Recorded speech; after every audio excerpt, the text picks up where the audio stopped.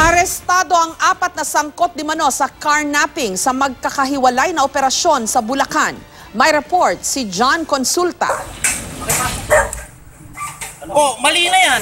Hindi pwede. Hindi nyo ako pwede kukunin. Hindi pwede. Todo palag pa ang lalaking ito nang maaresto ng PNP Highway Patrol Group Bulacan sa kanyang bahay sa Baliwag. Siya si Joseph Calangi na number 4 most wanted ng HPG Central Luzon.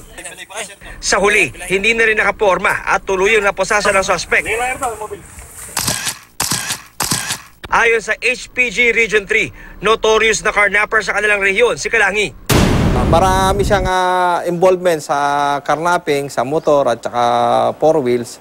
Nung inaaresto po siya ay pumipiglas pa siya at idinidinay niya na siya yung nasa warrant of arrest. Huli naman sa akto ang 3 suspect na sina Rodrigo Armina, Nino Calica at Franz Ian Albao habang sinachap-chap ang isang nakaw na motorsiklo sa Plaridel, Bulacan.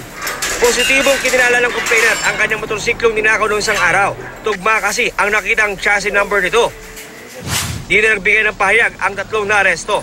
Itong mga ganitong nakakarnap ng motorsiklo ay ginagamit din nila sa iba't ibang klase ng krimen.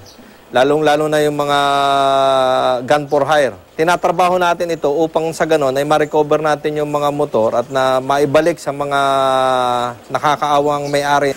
Patuloy ang follow-up operation ng HPG laban sa mga tindahang binabagsakan ng 3 ng chop-chop na mga motor. Paalala ng HPG sa mga rider at may-ari ng motor. Huwag po natin basta iwan ang motorsiklo natin sa labas o nakaparada lang. Ipasok po natin ito sa ating loob ng bahay at kung nasa public place naman tayo, i-secure natin yung mga motor. Lagyan natin ito ng mga padlock. John Consulta, GMA News.